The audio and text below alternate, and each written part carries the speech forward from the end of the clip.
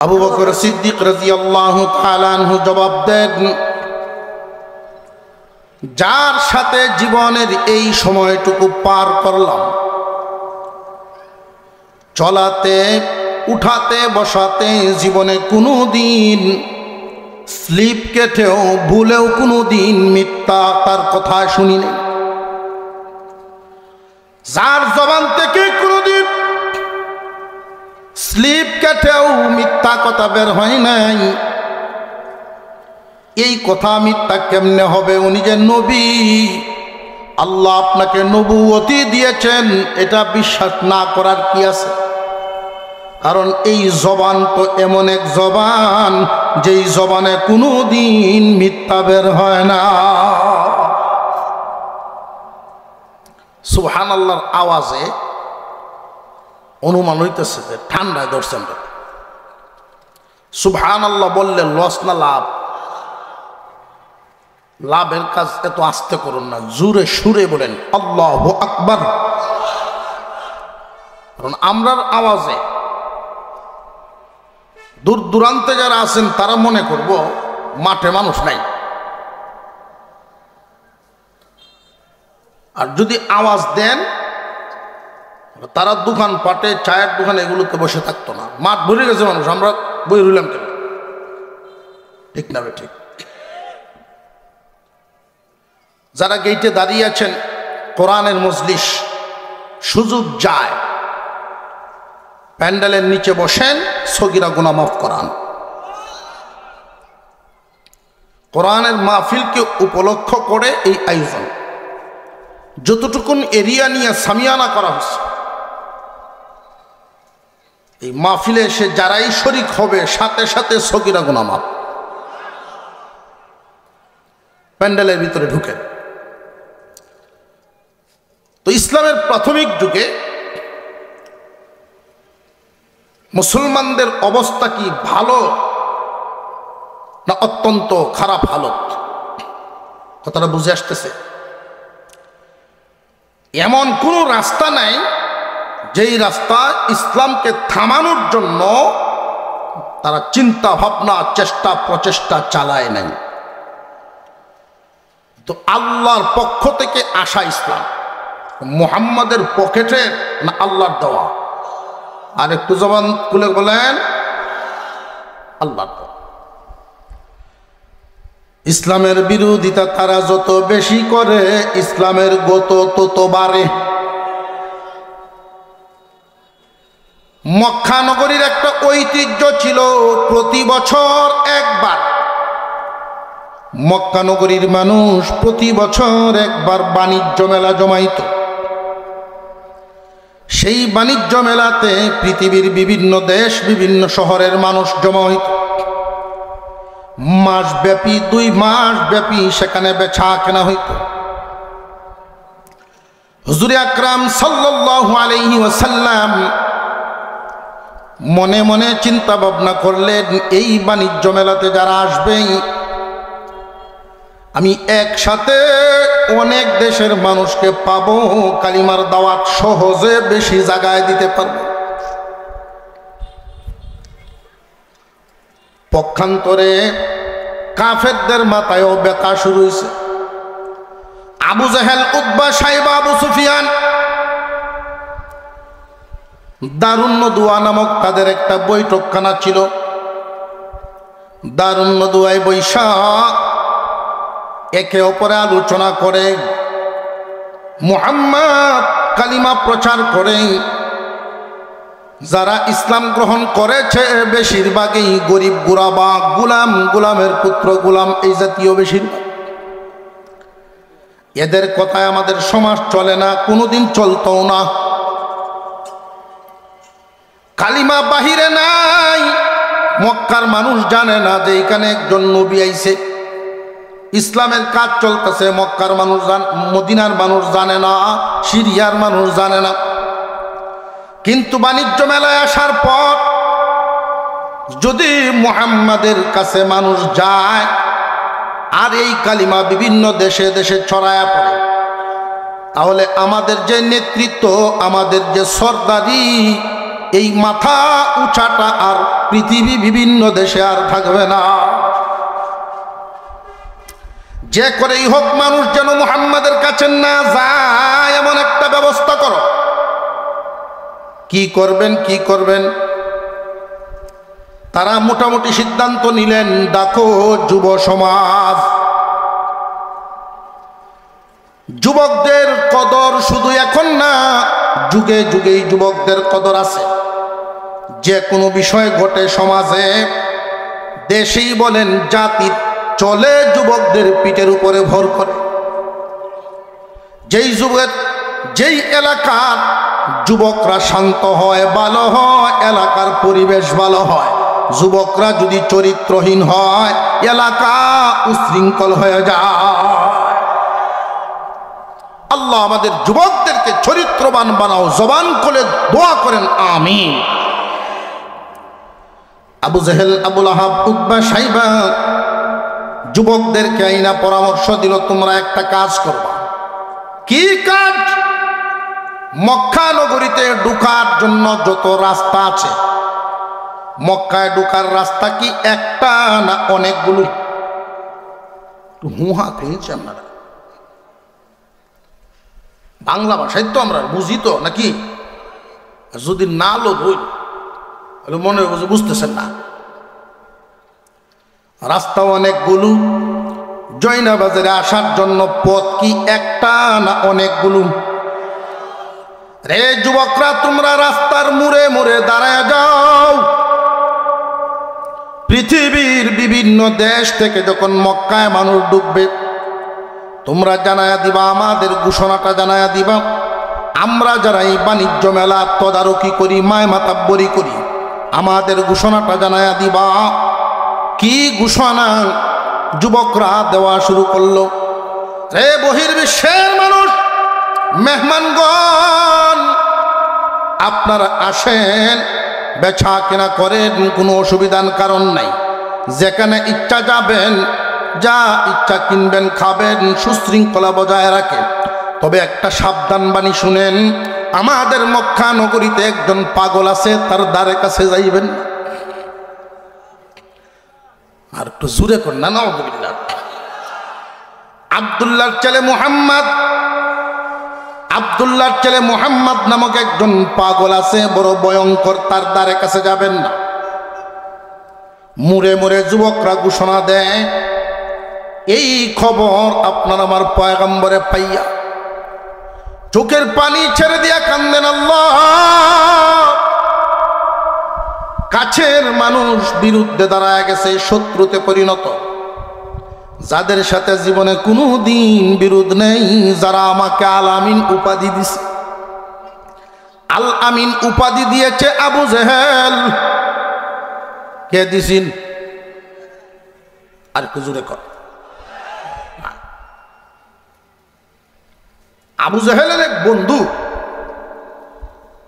তাকে নীরবে নিয়ে জিজ্ঞাসা করে, দোস্ত, মুহাম্মদ সত্য বলে না মিথ্যা বলে রে? আবু জেহেল কি বুকানা, চালাক, বাটপাত, বুঝালাইছে যদি বলি মিথ্যা বলে তাহলে আমাকে উল্টা প্রশ্ন করব, মিথ্যাবাদীরে আল আমিন উপাধি কেন দিসলা? যদি বলি সত্য বলে তাহলে আবার প্রশ্ন করবে, তাহলে এই লোকের বিরোধিতা কেন করো? করছে না বিরোধ? আবু জেহেলে এমন এক উত্তর দিছে, 40 বছরের আগ পর্যন্ত আমার ভাতিজা সত্য বলতো, 40-এর পর থেকে মিথ্যা বলে। বুঝছেন? আসল কথা হলো 40-এর আগে যা বলতেন সত্য বলতেন, 40-এর পর থেকে যা বলেন ডাবল সত্য বলেন। 40-এর আগে যা বলতেন নিজে বলতেন, নিজের পক্ষ থেকে বলতেন। 40 বছর বয়সের পর থেকে যা বলেন আল্লাহর পক্ষ থেকে বলেন। মুড়ে মুড়ে লোকেরা যখন এই ঘোষণা দেয়, মুহাম্মদ পাগল, দ্বারে কাছে কেউ যাইবা না, আপনার আমার পয়গম্বর সেজদায় পড়ে গেলেন, কান্না শুরু করে দিলেন। ও প্রভু, ইচ্ছা আশা করেছিলাম একসাথে কম সময়ে তোমার এই কালিমার ঘোষণা বিভিন্ন দেশের কোনায় কোনায় পৌঁছে যাবে। এখন তারা আমার এমন বিরোধিতা করে, আমারে পাগল বলে, মানুষ যেন আমার কাছে না আসে। পৃথিবীর জমিনে যত পয়গম্বর আল্লাহ পাঠিয়েছেন, অন্যান্য নবীদের শান আর আমার আপনার পয়গম্বরের শান কি এক না ভিন্ন? অন্যান্য নবীগণ আল্লাহর পাগল, আর স্বয়ং আল্লাহ সুবহানাহু তাআলা আমার আপনার নবীর পাগল। অন্যান্য নবীগণ আল্লাহকে ভালোবাসে, আর আল্লাহ ঘোষণা দেন আমি আমার হাবিবকে ভালোবাসি। অন্যান্য নবীগণ পেরেশান থাকতেন, কি করলে আল্লাহ খুশি হবেন, কি করলে আল্লাহ খুশি হবেন। আর আমার আল্লাহ মায়ার নজর দিয়া তাকায় থাকতেন, কি করলে হাবিব খুশি হইবে। আর জোরে কোন সুবহানাল্লাহ। বিহুদ ফালছে আপনারা, কই হুজুর, এই হুজুর করতে আনছে, জোরে জোরে কথা কয়। মনে মনে ভাবতেছেন যে আপনারা আনছে আলোচনা করবেন, আমরা রে কথা কয়েন কেন? আপনাদেরকে বলানোর একটা উদ্দেশ্য তো অবশ্যই আছে। মুসলমানের আওয়াজ যত নিচা হয়, বাতিলের আওয়াজ তত উঁচা হয়। আর মুসলমানের আওয়াজ যখন উঁচা হয়, শয়তানের দল বাতিলের আওয়াজ তত নিচা হয়ে যায়। মুসলমানের আওয়াজ এত নিমজিম থাকবে কেন? ঠিক বেঠিক সুবহানাল্লাহ আলহামদুলিল্লাহ জবান খুলে বলতে পারবো তো ইনশাআল্লাহ? আল্লাহ আজকের এই মাহফিলকে কবুল করেন, বলুন আমিন।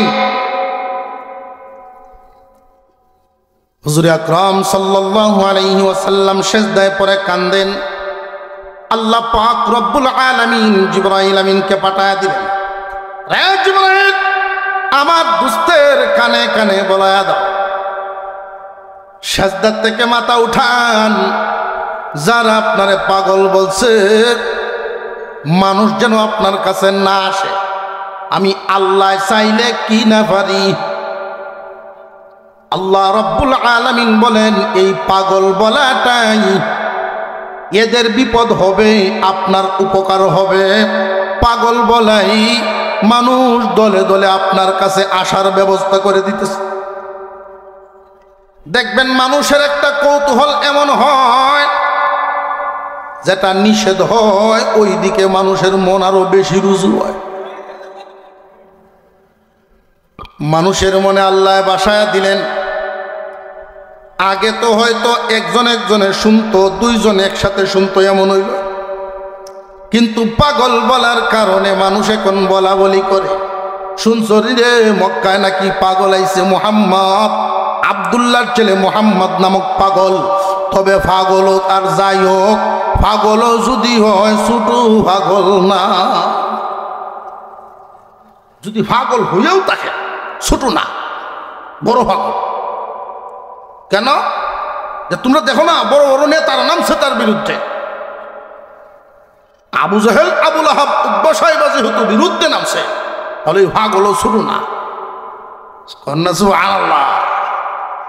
মানুষের অন্তরে আল্লাহ কৌতূহল টাকায় দিচ্ছেন, লো দেখছে পাগল দেখছে। এমনি গেল একজন দুইজন, এখন যায় দল বান্ধিয়া।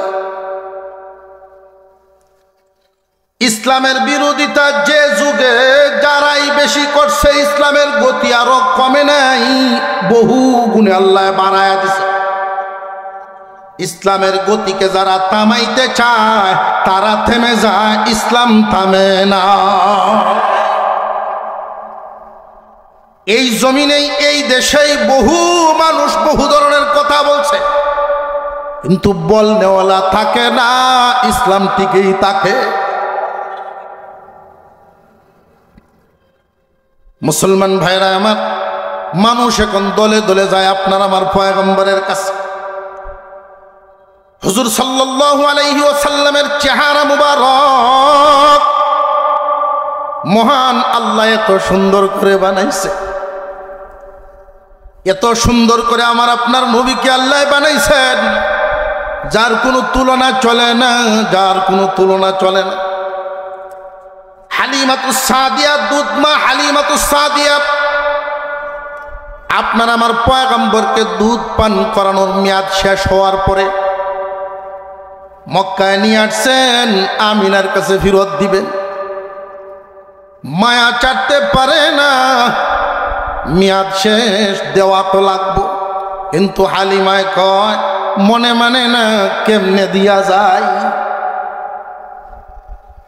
একটা পাথরের উপরে দুনু মা বসছেন, একজন গর্ভধারিণী মা আর একজন দুধ মা। একটা পাথরের উপরে বৈশা কলিজার টুকরা সন্তান মুহাম্মদকে মাঝখানে বসাইছে। সুবহানাল্লাহ, কন্যা সুবহান। বাড়িতে গিয়ে কইবেন। হালিমাতুস সাদিয়ায় কয় আমিনা একটা কথা বলি। কি বলবা বোন বলো। জীবনে কত শিশু লালন পালন করলাম, জীবনে কত মানুষ দেখলাম, কিন্তু আমি হালিমার জীবনে মুহাম্মাদের মতো এত সুন্দর শিশু আমি দেখছি না। আমিনায় কয় হালিমা তুমি গ্রামের মহিলা, কোনো এলাকায় ঘুরো নাই, কোনো দেশে যাও নাই, কি দেখবা। আমি শহরের মানুষ, কত দেশের মানুষ আসা যাওয়া করে, আমি কত মানুষ দেখেছি জীবনে, কত শহর ঘুরেছি, মদিনায় গিয়েছি, তায়েফ ঘুরেছি। আমি আমিনায়ও জীবনে আমার মুহাম্মাদের মতো এত সুন্দর শিশু দেখি নাই। আল্লাহ পাক রব্বুল আলামিন বলেন, জিবরাইল শুনছনি দুই মার আলাপ। রে জিবরাইল শুনছনি আমার পয়গম্বরের কথা। সুন্দর কোন মা আমার দুস্তের মতো সুন্দর কাউরে দেখে না। তুমি বলো তো দেখি, তুমি দেখছনি? জিবরাইল আলাইহিস সালাম বলেন, আদম আলাইহিস সালাম থেকে নিয়ে সমস্ত নবীগণের কাছে আমি ওহী নিয়ে গেলাম। তামাম পৃথিবী চক্কর দিতে 1 সেকেন্ড লাগে না, পাখা মেলাইয়াও যদি আঠাই তাহলেই হয়। তামাম দুনিয়া ঘুরে ঘুরে দেখেছি, মুহাম্মাদের মতো এত সুন্দর সৃষ্টি আমি জিবরাইলও দেখি না। আল্লাহ পাক বলেন, জিবরাইল রে, হালিমায় কয়ে দেখছি না, আমিনায়ও কয়ে দেখছি না, তুমিও কেউ দেখছি না। এর দ্বারায় আমার দুস্তের পরিপূর্ণ প্রশংসা হয় না। আমি আল্লাহর ঘোষণাটা শুনিয়া নাও, এই সৃষ্টি জগৎ সমস্ত মাখলুকগুলো বানাইছি আমি আল্লাহ। এই জিবরাইল, সমস্ত মাখলুক বানাইছি আমি আল্লাহ। আমার দুস্তর মতো এত সুন্দর কোনো সৃষ্টি, কোনো মাখলুক আমি বানাই না।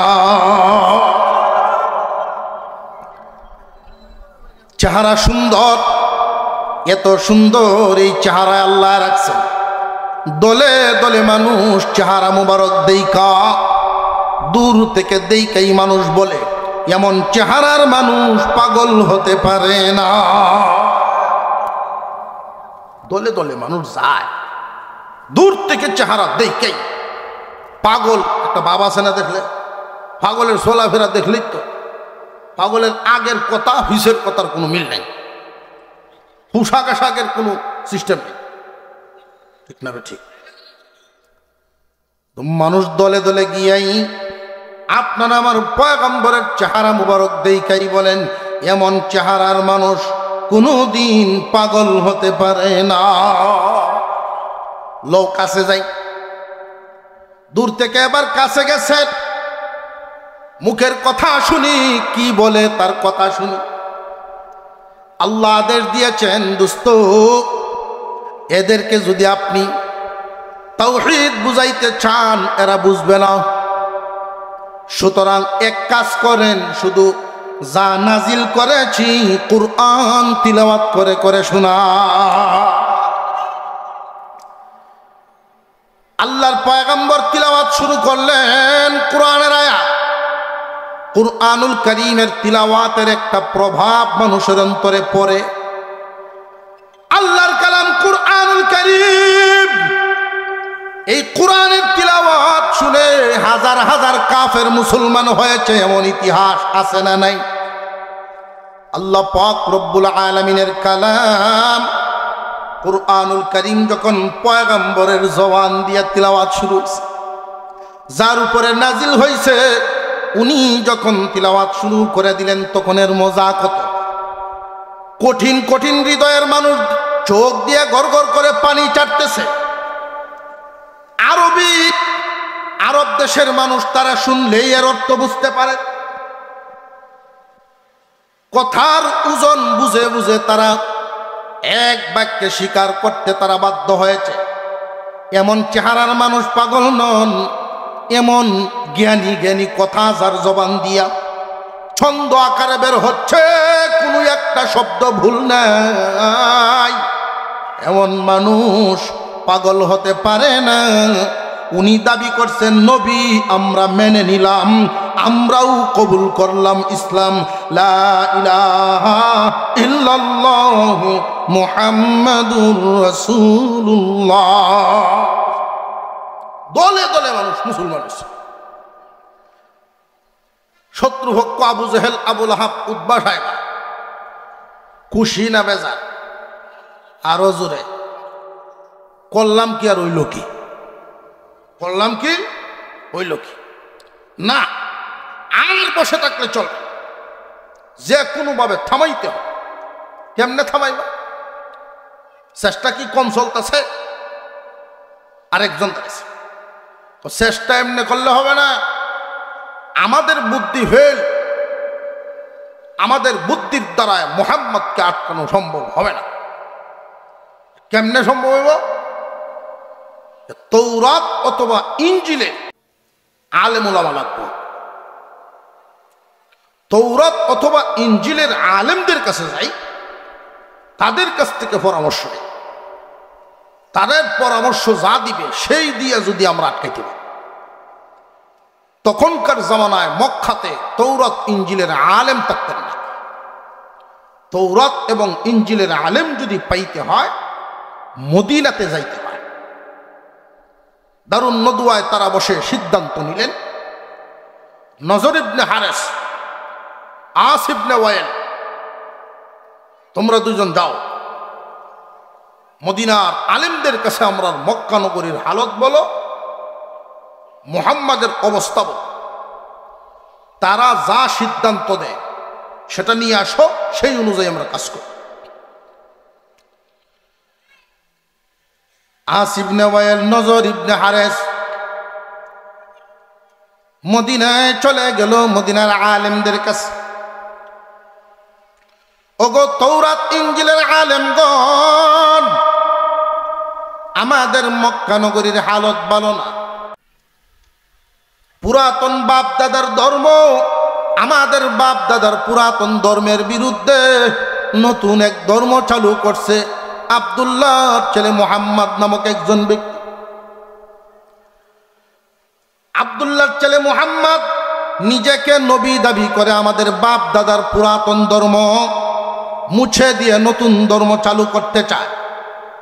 আমরা বড় বিপাকের মধ্যে আছি, নিরুপায় হয়ে আপনাদের কাছে আইছি। কি করতে পারি? জীবনে কোনোদিন মুহাম্মদকে মাদ্রাসায় পড়তে দেখি নাই, বুঝতেছেন? মুহাম্মদ কারোর কাছে পড়াশোনা করে নাই, মাদ্রাসায় পড়ে নাই, কোনো শিক্ষকের কাছেও পড়ে নাই। নবী দাবি যে করে, এখন যে সে নবী দাবি করে, আমরা কি তাকে মানব নাকি বিরোধিতা করব? আমরা বড় বিপাকের মধ্যে আছি। মক্কা নগরীর অবস্থা ভালো না।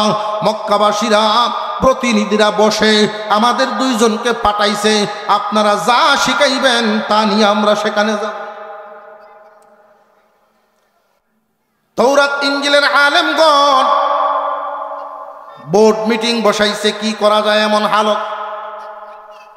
পরামর্শ করে তারা সিদ্ধান্ত নিল, ও মক্কার মানুষ আসো, তোমরা বলছো মুহাম্মদ কোনোদিন শিক্ষকের কাছেও পড়ে নাই, মাদ্রাসায়ও পড়ে নাই, মূর্খ মানুষ, উম্মি মানুষ, অথচ নবী দাবি করে। আমরা তোমাদেরকে 3টা প্রশ্ন শিখাইয়া দেব। এই 3 প্রশ্ন নিয়ে তোমরা মক্কায় যাও। এই 3টা প্রশ্ন মুহাম্মাদের সামনে বলবা। যদি উত্তর দিতে না পারে তোমরা যা ইচ্ছা তা করবা। 3 প্রশ্ন আমরা শিখায় দিতেছি। মুহাম্মদ নামক নতুন নবী তারে গিয়ে 3 প্রশ্ন করবা।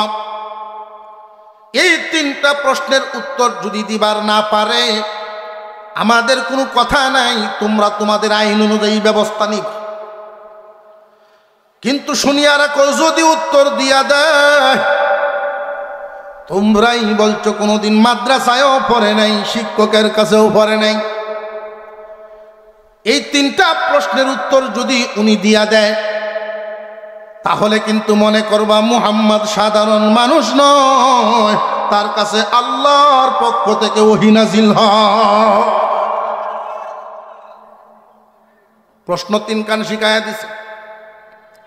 3 প্রশ্নের উত্তর নিয়ে আইছে। দুনিয়ার জমিনে যত প্রশ্ন আছে 2 প্রকার। প্রশ্ন করা হয় হয়তো জানানোর জন্য, জানার জন্য, জানা বুঝার জন্য প্রশ্ন করা হয়, এটা এক ধরন। আরেকটা প্রশ্ন হইল আটকানির প্রশ্ন। তারা যে প্রশ্ন লই আইছে এটা কি জানা না আটকানো? কথা বুঝতেছেন? জানার জন্য যদি কেউ কোনোদিন প্রশ্ন করেন, কাউকে যদি প্রশ্ন করেন কোনো শর্ত নাই, জানেন না প্রশ্ন করবেন, অসুবিধা নেই, জানিয়া নেন। কিন্তু আটকাইবার জন্য যদি প্রশ্ন করতে হয় এর উত্তরটা আগে নিজের জানতে হয়। বুঝে আসতেছে? প্রশ্ন করে না একদল আর একদলরে করে না প্রশ্ন। বিশেষ করে হুজুর ভাইলে প্রশ্ন বেশি হয়। আর প্রশ্ন আসলে জানার প্রশ্ন খুব কম, আটকানির চিন্তা ভাবনাটাই বেশি থাকে। এমন কিছু লোকই আছে। আমার এক লোকে একবার জিজ্ঞাসা, হুজুর একটা কথা জানতাম। কি কথা? হযরত বেলালের নানির নাম কি আছে? সব সময় মনে থাকবে এমন কোন কথা হইল, আর এগুলো তো ব্যবহারও হয় না সবসময়। এখন যদি কই যায় আমার জানা নাই, এটা হলো কলকি ভাট্টি। যে লোক জিগাইছে গাঞ্জা ভাট্টি, এলাকাত প্রচার কর, হ্যাঁ বুঝছি, দেখতে আলছি, ভিতরে কি আছে জানা আছে, আটকায় ছিলাম, ঠিক আছে পারছে না। আরো শুনে কোন কই বলে না কইতো না। হযরত বেলালের নানির নাম কি আছে? আমি কইলাম, ভাই আপনি কি টিহা বসে ভাই ভাই? কয় না। তাহলে এই টিহানা দেন না কি? ওজুর খরচ কয়টা, গোসলের খরচ কয়টা, আসেন বসেন, এটি 1-2টা জবাই দিই। কয় না, তাহলে আরেকদিন যাই। ঠিক আছে। মাদ্রাসার ছাত্র দেখলেও দেখবেন অনেকেই আছে ভাল লাগে না, মাদ্রাসা পড়ে কপালের চামড়া বাজ গড়িয়া বোঝা যায় কেলা মারছে তারে। কিন্তু সেই দিন পরিবর্তন হচ্ছে। চরিত্রবান যদি তৈরি করতে হয়, মাদ্রাসার বারান্দা না ফারায়া কোনো রাস্তা নাই। আমরা মুসলমান, ভুলে গেলে চলবে না। আমাদের শেষমেশ জায়গা কিন্তু জায়নামাজ।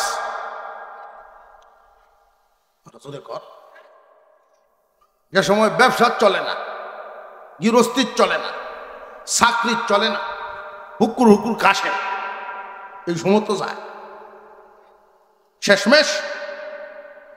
কথার কথা জীবনে হলই না নামাজ।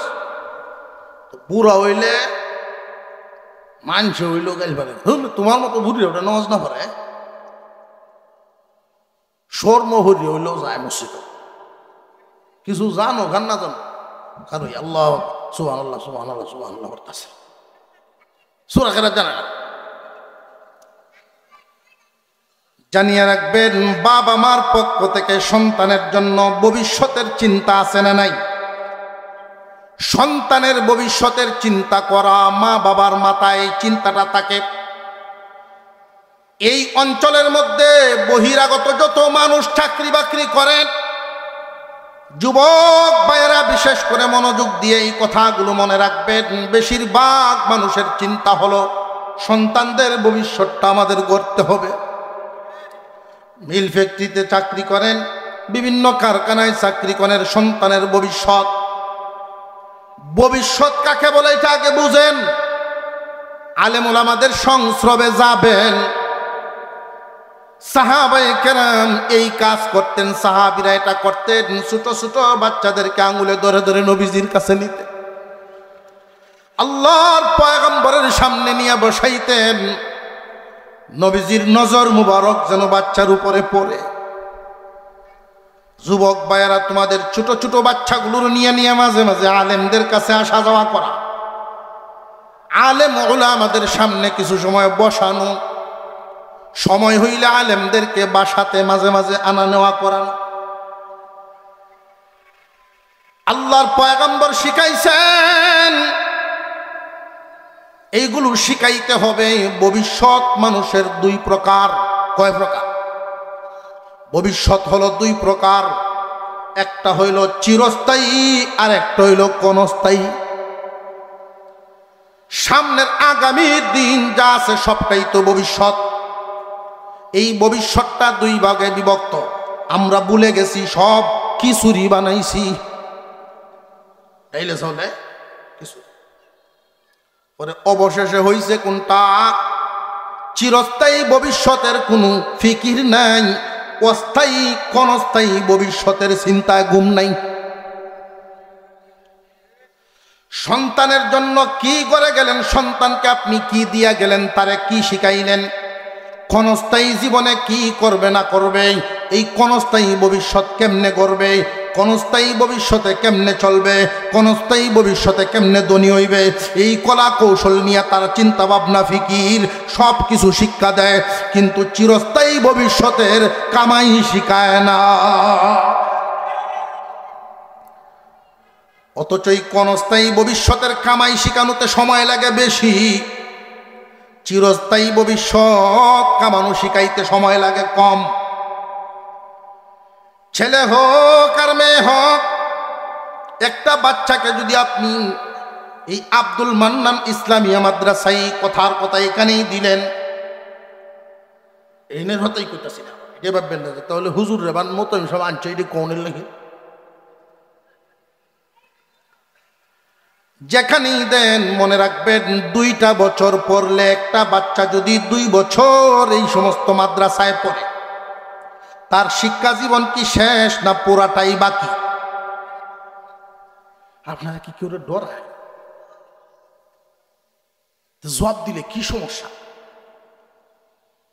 মানুষের ছাত্র জীবন, শিক্ষা জীবন প্রায় 20 বছর পর্যন্ত শিক্ষা হাসিল করে, ঠিক কিনা?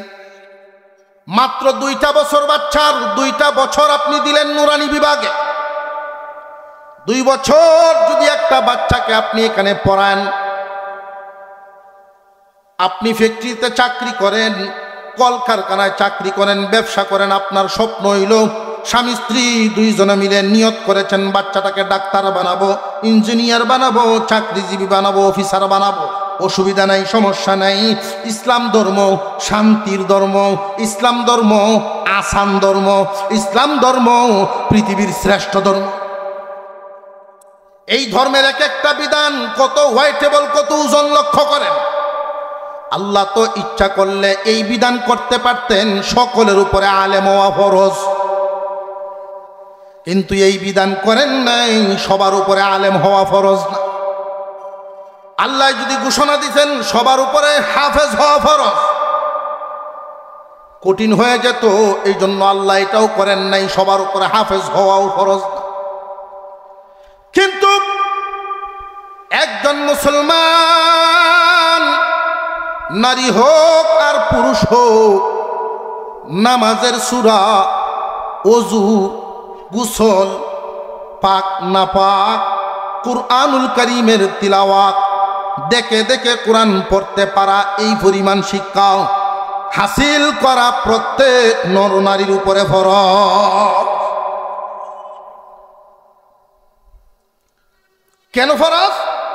যে এতটুকুন শিক্ষা অর্জন করতেই হইবে, নইলে পরকালের কামাই জুটবে না। আপনার সন্তানকে আপনি ডাক্তার বানাবেন, কোনো অসুবিধা নেই, ইঞ্জিনিয়ার বানাবেন, কোনো অসুবিধা নেই। ভবিষ্যৎ যেহেতু দুইটা, ইহকাল এবং পরকাল, ক্ষণস্থায়ী এবং চিরস্থায়ী। ভবিষ্যৎ কয়টা? ভবিষ্যৎ যেহেতু দুইটা, সন্তানকে শিক্ষাও দিতে হবে 2 লাইন। 1 লাইন না 2 লাইন?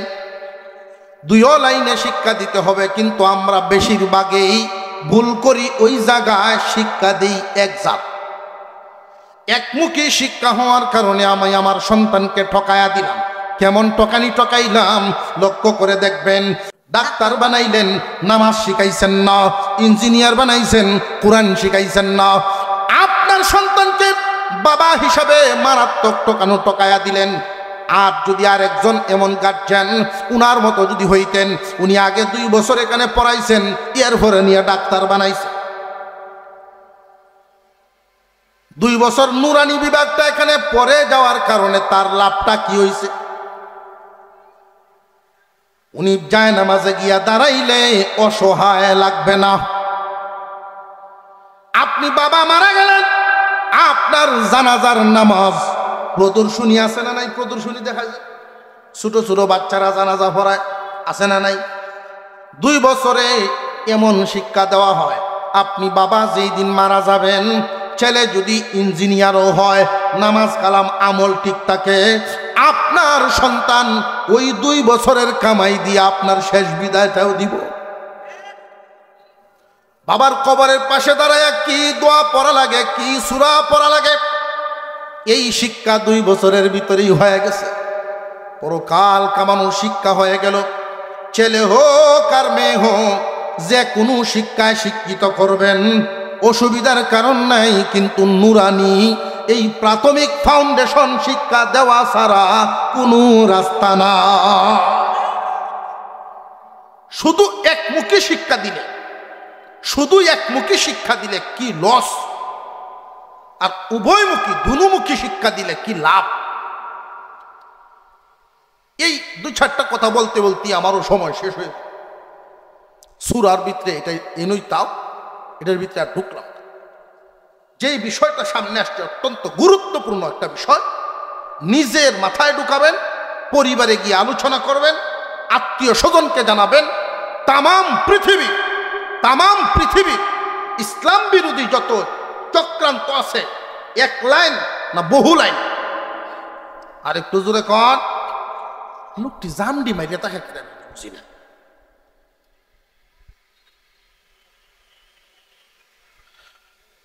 মনে মনে ভাবতে চাচ্ছে আমার সাথে তো কইতে আছে, আমি না কইলাম।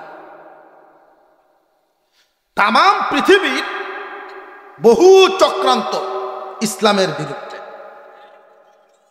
সকল চক্রান্ত আইসা এক জায়গায়, সকল চক্রান্তের লক্ষ্য উদ্দেশ্য আবার একটা। চক্রান্ত বহুমুখী, লক্ষ্য উদ্দেশ্য একটা।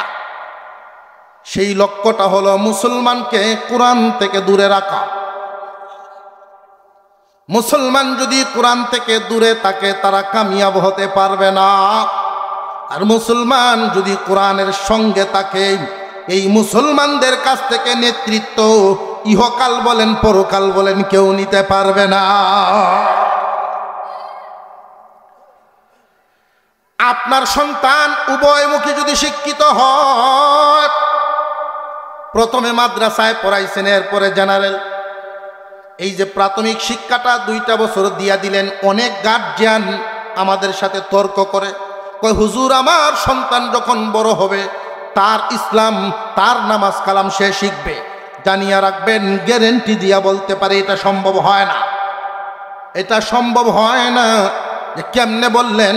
যে আপনাদের উপরে বিচার করে বললাম, আপনি ছোটবেলায় কোরআন শিখেন নাই, এখন কেমনে পারতেছেন? আপনার দ্বারাই যেহেতু সম্ভব না, তাদের দ্বারাও সম্ভব না।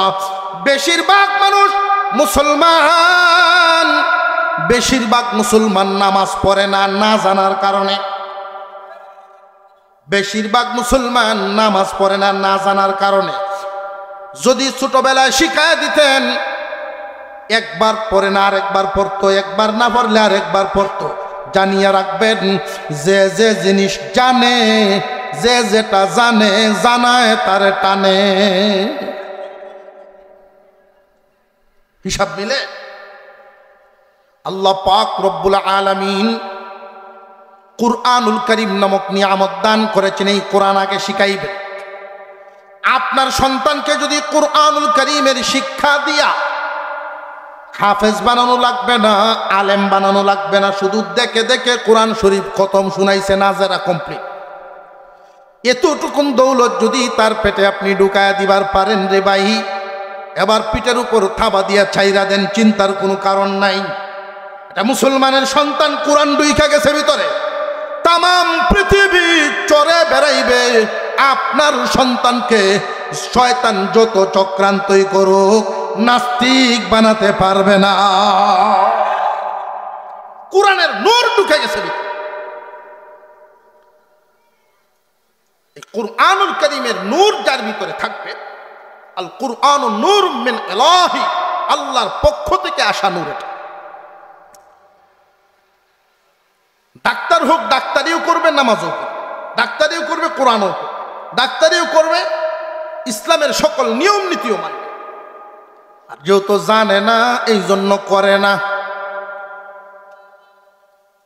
অনেকেই মনে করে মাদ্রাসা দেই না হুজুর, এই ডরে কি হইলে খাইব,